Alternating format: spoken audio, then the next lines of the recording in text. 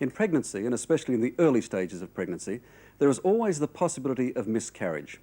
It's a problem that raises anxiety in women, even when there's been no record of previous miscarriage. And obviously that concern increases with any specific indications of trouble. About 40 years ago, a new drug came onto the market that promised to do wonders in dealing with miscarriage. Its scientific name was Stilboestrol, DES for short, and women around the world started taking it during their pregnancies. Today, DES is emerging not as the drug that helped bring millions of babies into the world, but a real medical disaster. The victims? Not the mothers who took it, but some of their children, and especially the daughters. They've found themselves stricken by a rare and terrible form of cancer. When I saw this specialist, he examined me and he said, "You look like like you had mincemeat inside you." I got myself dressed and sat down and I said to him, "Well, what do you mean? Am I going to die or what?" And he said, "I don't know." The problems that I have had, the double reproductive system, cancer, these are things that have been caused by a man-made estrogenic drug that I have no power over. I was 18 years old, was told all in one sitting that I had to have surgery, I had to have a hysterectomy, I had to have a vagina removed, I could never have children, and that I had cancer. That was a tremendous emotional burden for someone to handle. 3 people in 3 different parts of the world, with one thing in common. Their mothers were given the same drug during pregnancy to stop them having a miscarriage. 20 years later, the children are paying a terrible price. This is the drug that they and millions of other women took in the 1940s, 50s and 60s. Its scientific name is DES, Stilboestrol. It was sold in Australia under about 100 different brand names. It was actually the world's first artificial hormone. You no longer had to have a series of injections. Now you could take DES as a tablet, simply prescribed by the doctor. And it was promoted as the answer for all those women who were desperate to have a child, but who were afraid of a miscarriage. Well, I'd had a miscarriage, and the doctor said these tablets would stop us, and I would have no trouble, and everything would probably be all right. Mrs. Elva Crouch was given DES in 1952, and it did seem to work. She had a healthy baby girl, the first of 4 daughters. Mrs. Crouch didn't give DES another thought until 20 years later, when Beth, her eldest, became ill, and she took her to a specialist for some tests. Well, he had the tests and he came straight out and told us that there was no hope, that it had gone too far. His first question was, "Did you have trouble with miscarriage?" In the early times, yes, I had. "Did you take this drug?" And I said I wouldn't know what I'd taken. That was 21 years ago. But you did take some drugs? But I had taken drugs, yes. And he said, "Well, that's what it'll be. This is what we're now starting to discover, that this drug is causing cancer." Well, Beth was bleeding from the vagina and she was sent to me as a young girl of 19 with what turned out to be an awful cancer of the vagina. In fact, even the first time we saw Beth, the condition was so extensive that practically any form of treatment was impossible. Ian MacDonald, one of Australia's top gynecologists, prescribed DES to dozens of his own patients, never dreaming that that prescription could kill. You could just provide the patient with a handful of tablets and off she went, and so that was very easy. It was presented as a wonder drug. Those women who were bleeding and looked as though they were going to miscarry, up to them, we didn't have any method of treating them except bed rest, and it looked like the new panacea. How did you feel, though, when you found out that Beth's cancer was a result of something that you'd taken 20 years ago? Could you believe it? No, it's incredible. It really was. Something I don't think I came to terms with for a long, long time. It was said to me at the time, what you must remember, you've got 22 years of memory. And that didn't help at all. Beth Crouch had become the first known DES victim in Australia. At least 5 more girls were to die later. How did you feel then, as the gynecologist who had prescribed the drug as a wonder drug, and now suddenly you're finding that it causes cancer? It's very chastening. I wrote to every obstetrician and gynecologist in Australia And we were able at that time to find 6. There were 6 across the country in 1973. This means 6 deaths? Yes, they all, not one of these survived. We are looking to 10 years hence, when it is possible that we'll get another peak of cancer of the vagina and cervix in these women who will receive DES in utero. Ian MacDonald's generation of doctors put their trust in DES because it came with impeccable credentials. It was known throughout the world as the Boston drug. And Boston, after all, is a city renowned for its quality medical research. Harvard University is the oldest and one of the most prestigious universities in America. Ironically, Harvard played a significant role in the tragic story of DES. It was here just after the war that 2 of their most distinguished scientists conducted a series of tests on DES. And they announced that it was virtually a miracle drug, that it could prevent miscarriages and it could produce bigger and healthier babies. It was on their endorsement that doctors and women all around the world turned to DES. But unfortunately, the story doesn't finish there. 20 years later, another group of scientists here at Harvard conducted their own tests, and they came up with completely different results.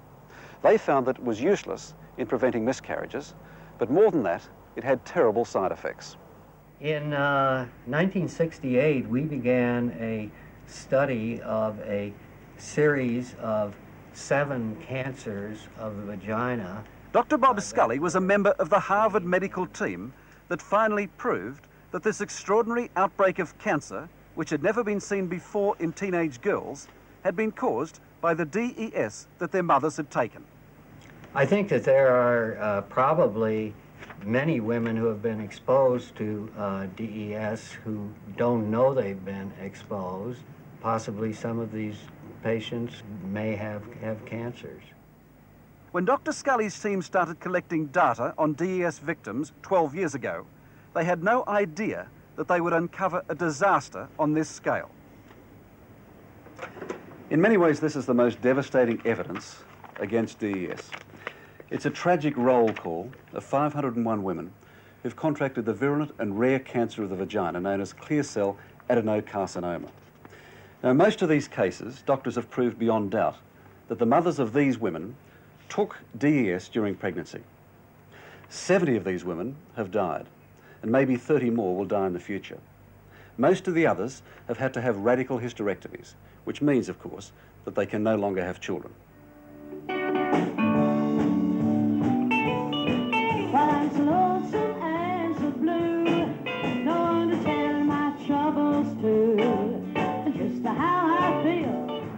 They took me aside and told me after they'd taken a biopsy, looks like I've got cancer. I wasn't ready for it at all, and I just freaked out. I went out and got drunk.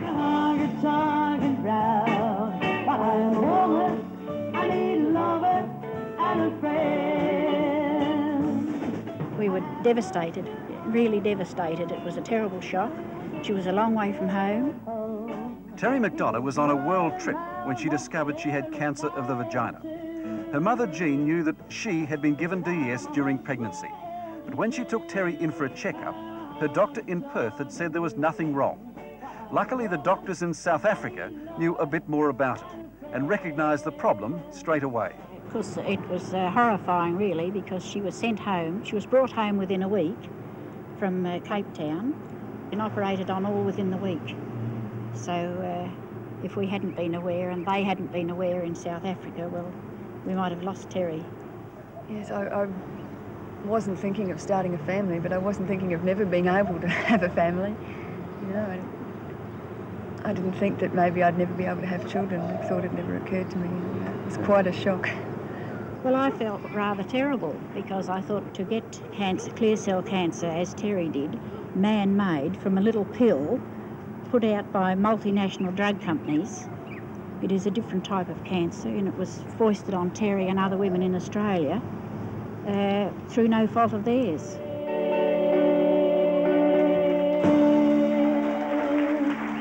In Australia, Terry can't get any compensation. If she was in America, things would be different. Little while, Stu? Sounds terrific. We'll see you then. Bye-bye. Joyce Bickler is a DES daughter too. Like Terry, she also had a radical hysterectomy to cut out the cancer. Okay. Sounds good. Great. And Joyce wasn't about to let the drug companies get away with it. And there was no amount of money, no matter what we were suing for, there was no amount that could compensate what I had lost. And I recognized that. We just wanted to have somebody be accountable and take some kind of responsibility for what had happened. There you go. After battling the drug companies through the courts for years, Joyce and her husband Mike finally won. They got $500,000 in settlement. Interpretation you can do. So it's difficult. But it's back in Boston, the cradle of DES, that the biggest legal war is now being waged. Here the drug companies are being sued by several thousand DES victims. This firm is representing a class of 3,800 DES victims. The symptoms, the problems that these victims have, does not include cancer, but includes a range of other abnormalities that have been linked to DES. Boston lawyer David Fine says the women he's representing have problems ranging from deformed organs to an inability to have children. He's been fighting for 7 years to get them some kind of compensation. Our suit won't really compensate them for the fear. I mean, all that we can do in our suit is try to get monetary compensation for them and to make a point and establish a precedent that will hopefully make the drug companies more careful and to prevent this kind of thing from happening again. This factory here, the Squibb Company, turned out DES pills by the ton, and so did most of the other big names in the American drug business. But the real tragedy is that it was known in 1952 that DES was completely useless in preventing miscarriages. But neither the companies nor the government did anything to stop it being given to pregnant women. There were tests that could have been done which would have shown up these problems at the beginning. They weren't done. And the evidence that DES caused cancer was not taken seriously enough. So a whole generation was put at terrible risk.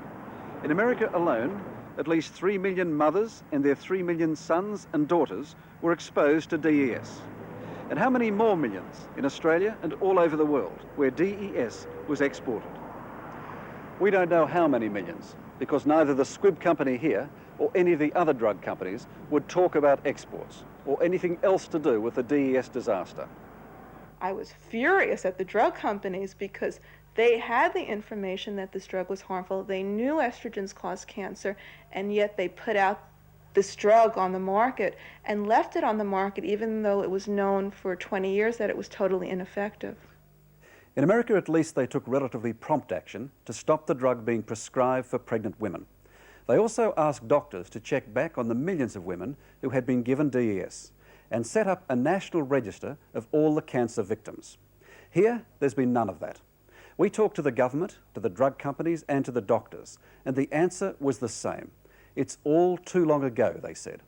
We can't even give you a guess about how many women took the drug here. But after this break, we'll tell you what we do know about the effects of DES in Australia. The drug DES was supposed to offer trouble-free pregnancies. What it's done instead is to plague the children of DES mothers with cancer and other serious medical problems.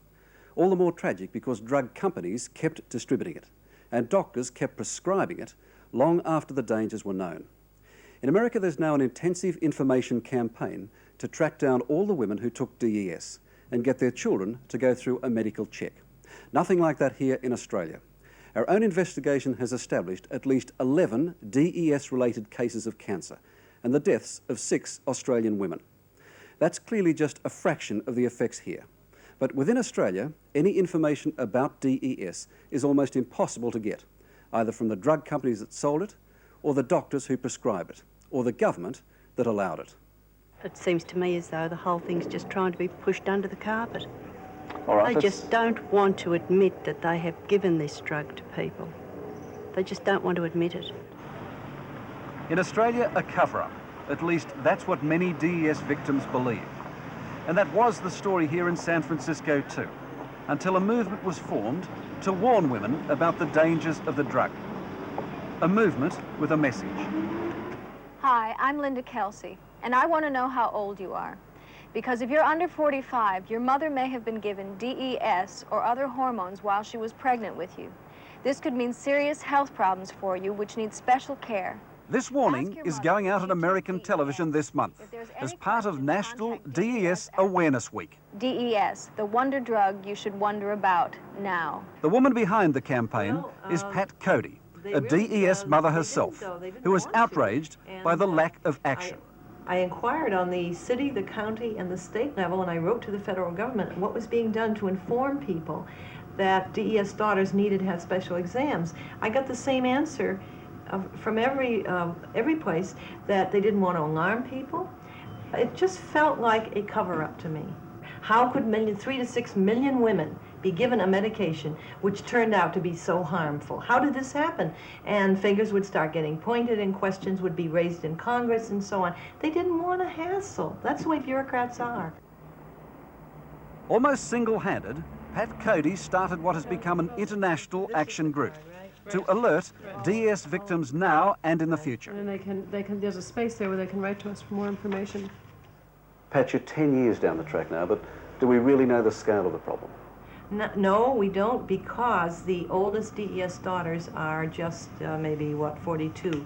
And we don't know what's going to happen to them when they get to the age of menopause and when they get to the age when women are more likely to get, for example, breast cancer. Are DES daughters going to be more susceptible, have a higher risk? We don't know. Come on, relax.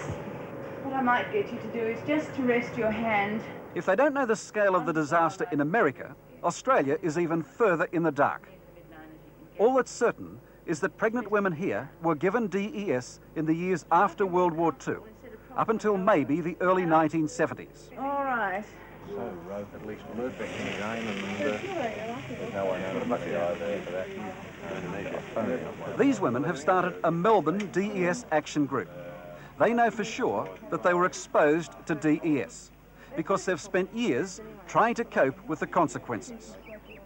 These are daughters and mothers. Laurel began hemorrhaging badly and was rushed into the Mercy Hospital in the middle of the night, but we discovered that she had duplicate genital tracts. She had double uterus, double vagina, 4 fallopian tubes, 4 ovaries. Peg Higginbottom was given DES back in 1953, but her daughter Laurel was nearly 20 before doctors discovered the freaky side effects. This drug had absolutely no use at all. It had the opposite effect to preventing miscarriage. In fact, it is now used as a morning after drug. And we are left as the victims of that drug.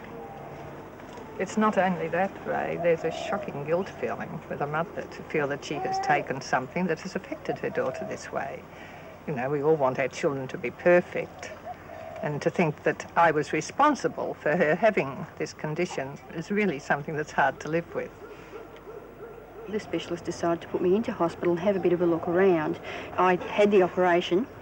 I woke up and I felt my fingers and toes and everything else were all still there. And then I asked, what have they done to me? And they said, oh, you've had a hysterectomy. And it was a big shock. It was a terrible shock. I felt like the bottom fell out of my whole world. I really just didn't know how I was going to cope. Leanne Lucas survived the cancer, but the price was a total hysterectomy. Her mother, Antoinette, had been fed enormous doses of DES pills while she was pregnant in hospital. And the nurse would come around and the tablets were increased each week, and it got to the stage where I was getting a saucer full, and she'd just put them on the tray, and that would be my daily supply. And throughout the day, I'd just pop tablets, you know, to get through the whole lot. They just couldn't ration them out. That's how many. She's 28 now. You know, just what will happen to her in the future? Will she live to be my age? Or just what will happen, and I'm the cause of it. In September 1979, my mother saw a TV program where the parents of a DES daughter who had died were being interviewed, and she said she just went cold all over because she knew that that's what she had taken. When she told me, I sort of went into a state of shock because at that stage there's very little information. And I went to my gynecologist, my then gynecologist, and he was really useless. You know, he sort of said I had the healthiest vagina he'd ever seen, nudge, nudge, wink, wink. That was the last time Marion Vickers finally found a doctor who knew about DES. He told her that she has a condition called adenosis that could lead to cancer. So she must have regular checkups. I mean, even though I've been going for 3 years now, I've been having these regular checkups, I don't sleep the night before. I get very nervous. It's very stressful. You don't want to get hysterical about it, but no one knows what the future holds. Afternoon, Marianne. Dr. Bill Channon runs the only clinic in Australia specifically for DES women. Your last visit, I think 6 months, was it not? He's the one who has to give them the news each time. Good and bad. Could we have that TV on, and perhaps you might be able to see the changes that are going on today, Marianne? It's a bit awful, actually. We've got that screen on for me, thank you.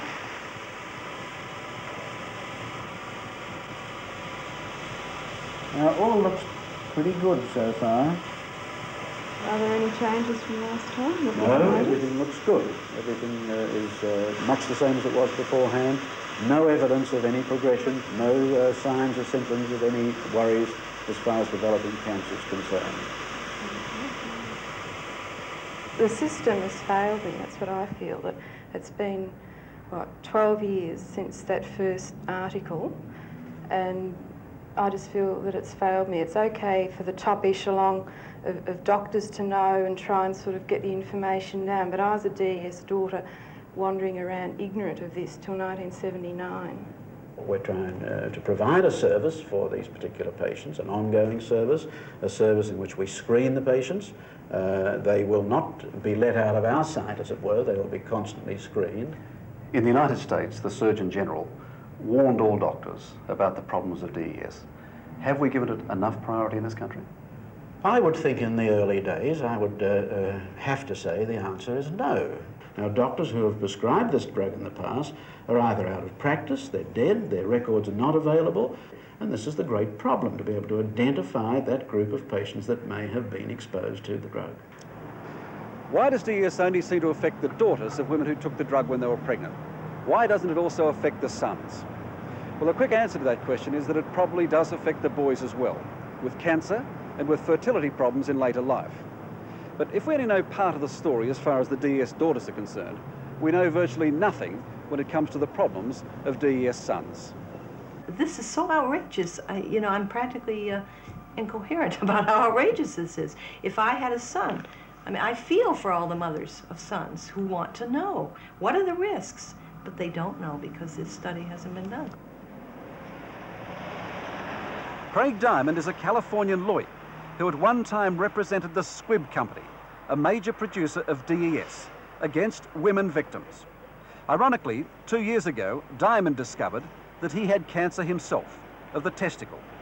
His mother, it turns out, had used DES in pregnancy. I first discovered I had cancer in November of 1980. I had been developing some chest pains, pains in my breast and nipples, such that when I rolled over at night or if I had any contact, it would startle me. And then come November, I was feeling terrible. I was losing weight. My friends at work said I was looking jaundiced. So I went to another doctor and told him my problems, and he's the one who diagnosed the cancer. And I've had a couple of major operations, and that's part of my life. You'll take care